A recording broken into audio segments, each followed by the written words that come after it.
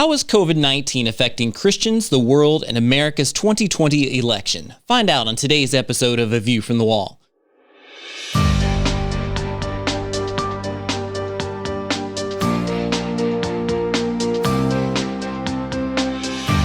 Join I Am a Watchman Ministries Managing Editor Joe Kerr with co-host Dylan Burrows, bringing you a fascinating discussion regarding the importance of Bible prophecy and Christian living today as it relates to our responsibility as believers to be watchmen. This is A View from the Wall. Welcome to A View from the Wall. I'm Dylan Burrows, together with co-host Joseph Kerr, and we are glad to join you today. Like many people, you may have questions about insider information from China, the coronavirus, and the ever-increasing stakes of the upcoming election. Where is God in all of this? To answer, we are joined today by best-selling author Steve Strang. Steve Strang is the founder and CEO of Charisma Media and was voted by Time magazine as one of the 25 most influential evangelicals in America. He has interviewed 4 U.S. presidents and has been featured on Fox News, CNN, MSNBC, and many other outlets. His latest book, God, Trump, and COVID-19, features inside information about the pandemic and what it means for today's Christians. Steve, we're honored to have you today. Welcome to A View from the Wall. Well, thank you. It's good to be with you again. Yes, well, we've enjoyed having you in the past and thrilled to talk more about your latest book, God, Trump, and COVID-19, the sequel to God, Trump, and the 2020 election, the book we talked about last time you were here with us. And you've written several books on President Trump. He was even seen carrying one of your books around when he was in Europe one time. So let's start with just the obvious. Why another book on Trump and COVID-19? Well, first of all, a reader thrust the book into his hand to sign, and everybody was, recording it on their iPhones and so forth. And yes, and someone said, "Hold it up." We couldn't believe it. In fact, when I sent it, I said, "Is this photoshopped?" So that was just a blessing. But, people who know Charisma Media know that we are, originally magazine publishers. Charisma Magazine is still strong. It's our flagship. But we're principally book publishers. Our biggest one is Jonathan Cahn's Harbinger 2, which is right on the New York Times bestseller list. Well, when the election rolled around in 2016, I felt that there was an untold story because there were Christian prophets, modern-day prophets, who were saying that Donald Trump would win. And all of the books that were coming out, and I read several, didn't even mention the Christian vote, let alone the spiritual aspect. And I just felt that I would try it myself, and that led to the other books. Of course, with this election coming up, we just felt that this one needed to come out 9 or 10 months before the election. When I finished it around Labor Day, we had no idea who would get the nomination. The Ukraine thing was just being talked about, and of course, we didn't know anything about the impeachment. But the issues I talked about, I had a section on what's at stake. There's a lot at stake, but I also had a chapter in there on how Trump might lose. And there's a number of things, including dishonesty on the other side, but one of them was if the economy crashed. And when I wrote that, boy, it looked like, that was a pretty small chance. And then the pandemic hit. In January, COVID-19 was bad enough that Donald Trump shut down travel from China. And the whole country shut down right around March 15th. And I decided to write one about the pandemic with this in mind. The pandemic changed everything. And I wrote it in 3 weeks. It's only 125 pages. It's a quick read. But I analyzed what happened. I even got some kind of insider information from China that has since proven to be true, or at least it looks like it's true from many different sources. And I talked about how Donald Trump was handling it, which I think he handled it very well. I hear in the media that the left is bashing him, that's one of the reasons they hope he loses is because people think he didn't handle it well. I think he did brilliantly. And about the only thing they could do is say that, he didn't do enough. But actually, if he hadn't stopped to travel when he did, it would have been far, far worse. In fact, when he shut it down, the Democrats were blasting him, calling him all kinds of nasty things like a xenophobe, which is to say he didn't like Chinese people. Nancy Pelosi told everyone, go to Chinatown and hug someone just to show that we're not afraid of Chinese. Then they do a total flip-flop and say he didn't shut the borders soon enough. But as late as mid-March in the Democratic debate, they didn't even mention COVID. And Donald Trump shut down his rallies a full week before the Democrats did, when everything was shutting down in March. I mean, there's just example after example after example. The Democrats have weaponized this virus. Of course it's serious, but only about 2% of the population has even gotten it. And of course, a very, very high percentage of people who get it survive it, of course. Many never go to the hospital. In fact, a handful of people that I know that have gotten it, none of them have gone to the hospital. None of them have been on ventilators. At least 40% of the people who've died have been in senior citizen residence, either a nursing home or assisted living. My 92-year-old mother lives in one of those things, and, they've clamped down, and I'm glad they did because, Cuomo sent infected patients back to those facilities, and like 8,000 people died, if I remember the number I heard on TV the other day. So, I mean, this pandemic has changed a lot, and the book has been well received. I say they're part A and part B. I explained to someone that it's the kind of thing I would have put in the original book had the pandemic happened last year. So I hope that answers your question. No, that's great. And we hope you've been enjoying this powerful conversation about Steve Strang's new book, God, Trump, and COVID-19. We'll be right back with more on A View from the Wall. Stay with us.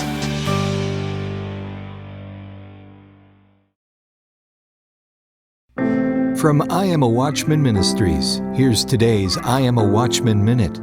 I heard about a female swimmer who, some years ago, attempted to break a record and swim across an ocean channel. It was a foggy day. For hours she pressed on, but not being able to see the shore, her finish line, due to the fog, she lost hope and gave up.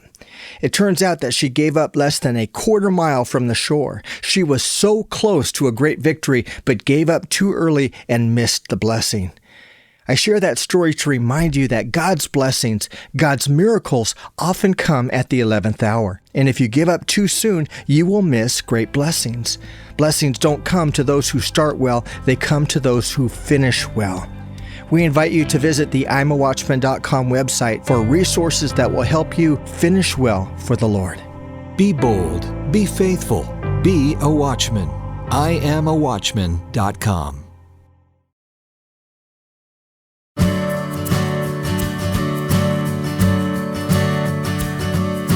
Welcome back to A View from the Wall. Joe and I have been talking with Steve Strang, author of the new book, God, Trump, and COVID-19. And it's amazing how prophetic these words are, as they were written months before President Trump tested positive for the coronavirus, an issue that has been featured heavily as we approach Election Day. And speaking of the election, whether you're tired of hearing about it or not, this is a big one. Experts even say we may not know until long after election night who actually wins. So, Steve, talk for a moment about what should people know and what should people do right now as we stand on the eve of the election. Well, first of all, they need to vote for Donald Trump and encourage everybody to vote for Donald Trump. It is going to be so serious if the other side gets in. This is not like Bush versus Kerry. I mean, this is much more serious. They have a radical agenda. They want to transform America. In God, Trump, and COVID-19, I talk about very serious attacks to our religious freedom that came about as this pandemic when state after state said that churches were not essential, but that liquor stores and abortion clinics and hardware stores are essential. I mean, it's just frightening. And it's frightening to me, or I should say disappointing to me, that the Christians went along with it so passively. Now, most of these states were the blue states with Democrats, but it just showed how quickly government officials, when they had the reason to kind of clamp down legally, have clamped down on religious people, whether they're evangelical Christians like I am or Jewish synagogues in New York and elsewhere. I mean, it's frightening. And we have to be concerned because we have a constitutional right to worship God. It does not go away if there's an emergency. They've politicized this thing. I mean, they're wanting to make us all think that this is the bubonic plague. It's not. Sadly, we've lost 200,000 people. The Spanish flu killed 500,000 people in America. 100 years ago, and the population was only 100 million back then. So the population now is 3 times larger. We have to keep this in perspective. In fact, the numbers you hear about the normal flu, and it's hard to know what numbers to believe because who counts them and who keeps all the records, and do we leave anybody out? Did we count anybody twice? But with the normal flu, we lose tens of thousands of people a year from I think what they call the common flu. A preacher friend of mine in Sanford, Florida, in his mid-60s, died suddenly, and I hadn't seen him in a while, since before he got sick, and found out that he didn't die of a stroke or a heart attack, which is what you'd assume, but he died of the common flu. It just got worse and worse and worse, and they couldn't seem to stop it, and then his organs started shutting down. I mean, this kind of stuff happens, but the Democrats have weaponized it. They want everyone to be afraid. Oh, we got to be afraid. The government's got to come in and take everything over. But they're going to take over healthcare, the economy. Biden says he'll do another lockdown. We can't afford that. It's concerning to me that there's this many people in America who go along with that, and people who hate Trump so much. I had a conversation at lunch today with a friend who was talking about some of his relatives who are just calling Trump a racist and everything else. The funny thing is, he was never called a racist all through his business career. And if somebody's a racist, they're not going to hire black people. They're going to say bad things. They're going to have a reputation. It was only when he became a Republican. And I think that one of the reasons the left uses that, and listen, one of the lefties that I saw on TV said that every single white person is a racist because they're white. Can you believe that somebody would even utter such nonsense? But I think the reason why it's effective in getting people to back down and cow and be afraid is because people don't want to be known as a racist. They think racism is wrong, and the last thing in the world they want to do is have somebody call them a racist. I mean, it almost is like the polar opposite of what they're accusing us of. I could go on, and in my books, I go into these kinds of things and talk about the spiritual dimension. Now, I look at it as a charismatic evangelical Christian. I see God's hand in everything. I believe the spiritual world is more real than the physical world because we'll live forever. But people don't understand it, certainly not the general public, and even a lot of people in the church don't understand it. And you mentioned something about the COVID-19 book and President Trump. Of course, he recovered very quickly. There was lots and lots of prayer. There were prophecies. And Frank Amedia, who is a pastor with a prophetic gift from Ohio, who I respect, I did a podcast with him on my Strang Report podcast. He said that the Lord had shown him that Donald Trump went into the hospital as the CEO of the United States, and he came out a father, as in a spiritual father.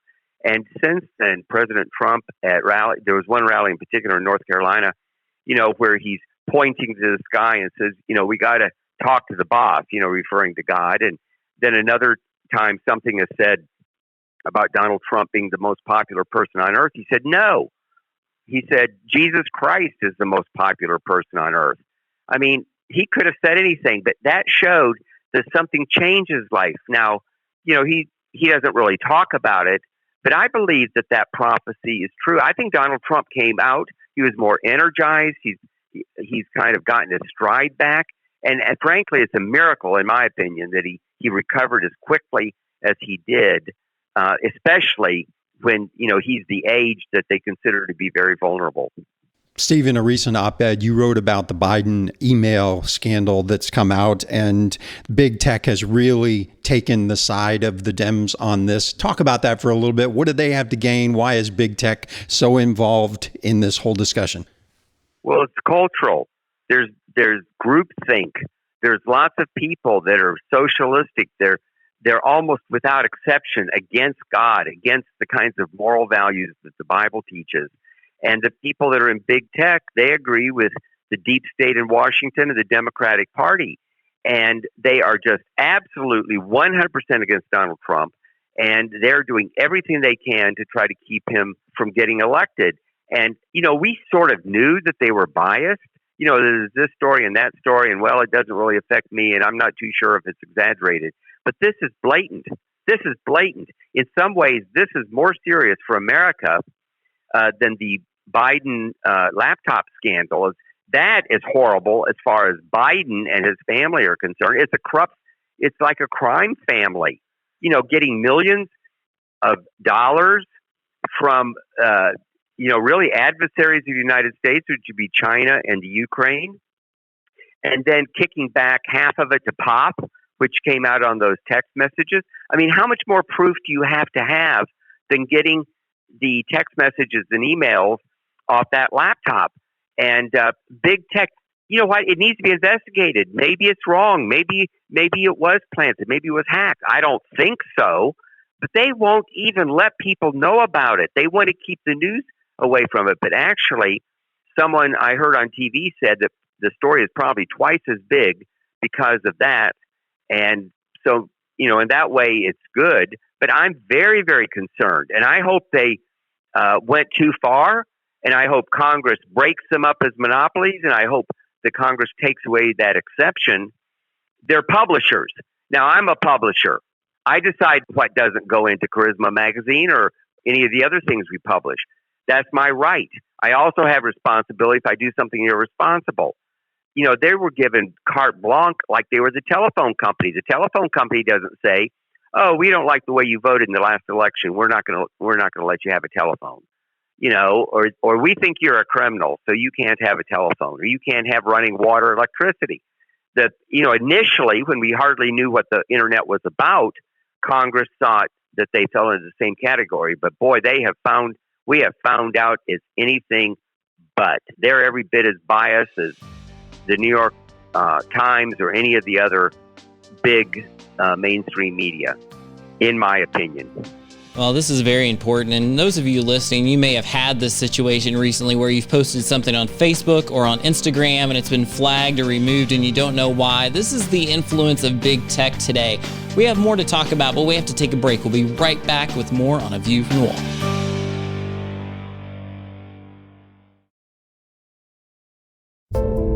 The rapture can happen at any time. You may be ready, but are your friends and family spiritually prepared for the coming of the Lord? What will happen to those left behind? We've created a new resource to help you help them. It's called the Rapture Kit. Included in the Rapture Kit is a Bible and vital information on what the rapture is and how to prepare for what's to come. The Rapture Kit also includes 8 books on prophecy, apologetics, the Christian walk, and being a watchman for the Lord, plus a number of video and audio teachings, all preloaded on an 8-gigabyte flash drive. Become more strategic and active in your witnessing. Warn the lost about the coming rapture, and help individuals in the post-rapture world be drawn to Christ, equipping them to become the next generation of ministry leaders. Learn more and order at rapturekit.org.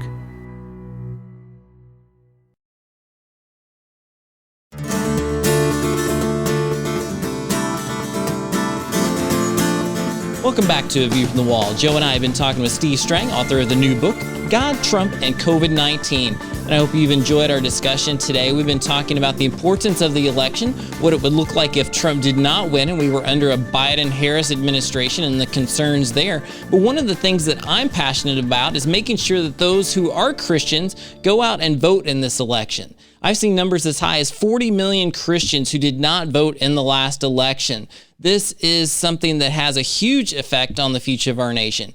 People may be afraid to vote or confused about mail-in or absentee voting, but we cannot abdicate our responsibility as Christians to be a voice for good in our society. Talk for a moment about that, if you would, Steve, the importance of Christians speaking and voting their values during this election. Well, elections have consequences, as we've seen, and there's certainly going to be a consequence here. And the only way Donald Trump is going to win is if all the people who value freedom, American traditionalism in the sense of America being a great country that protects liberty and all these kinds of things, the only way we're going to keep it is if Donald Trump wins. Now, this battle is not going to stop. It's going to be around in 2024 and 2028, but we'll worry about that when the time comes. If the left gets in, it may be too far. Now, there are a lot of people who haven't registered to vote. I can't understand that. I personally registered the very first day I was old enough, and I've made it my goal to vote in every single election since then. But there are a lot of people that are just kind of passive. I personally don't think the numbers are quite that as big as you said, but whatever the numbers are, it's too big. I think that 98% of all Christians should vote, and the other ones are on their deathbed. I think that's my personal view. And also, sometimes it's hard to understand about who's an evangelical Christian and who isn't. I think there are a lot of people that have kind of slidden away from the church and slidden away from the Lord that kind of get counted in those numbers. But whatever the number is, and I can't control the number, all I can do is encourage people like I am now to go vote. Steve, we try to put things in perspective in relating it to the last days. And Peter talks about perilous times that we're facing, and it certainly feels like that with 2020 going the way it has. Talk to our watchmen and women who may be fearful about the future of America. Well, we should not be fearful. We should have our trust in God. There have been horrible times in history before, and the church survived, and God has a plan.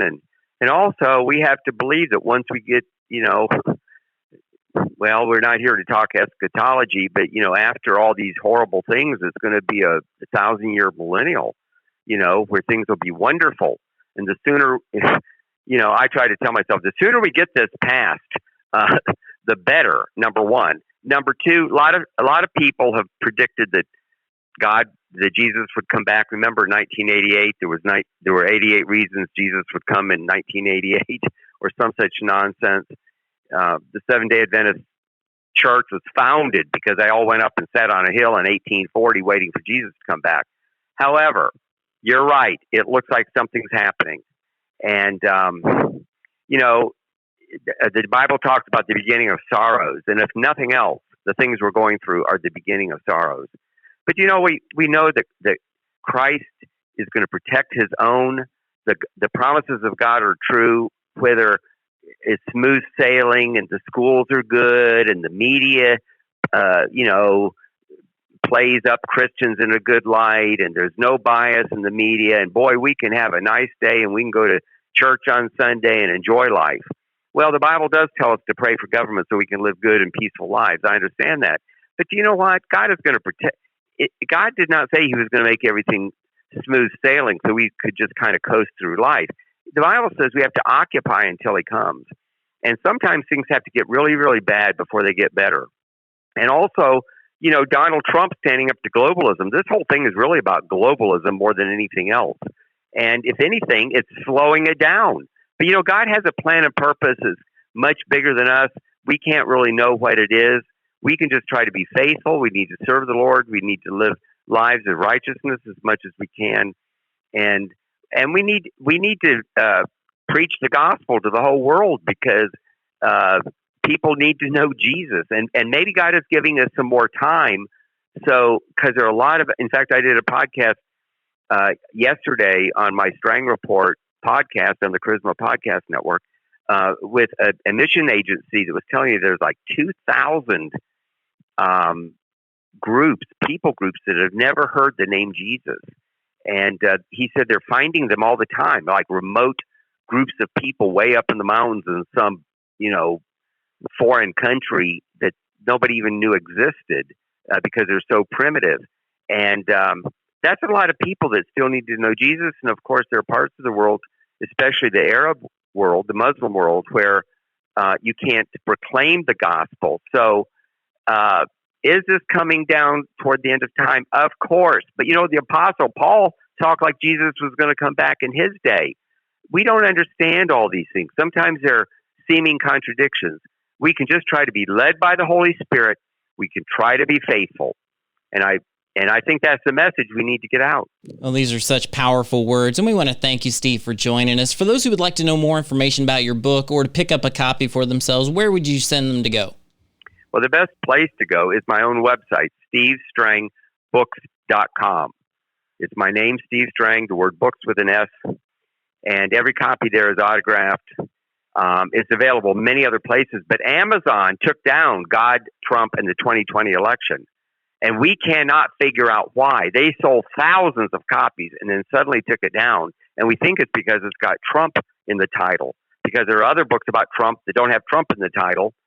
And I think somebody went through and just deleted books about Trump. So don't go to Amazon. And the same thing with Christian book distributors. They're Christians. They have a reputation as being very, very liberal, but they won't allow any political books, which means, and most of them are Trump books. I think there's one Biden book. I think that is just, I think it's appalling. It shows cowardice, and they're a very good customer of mine. They sold over 800 copies before they decided to take it offline. So don't support those retailers.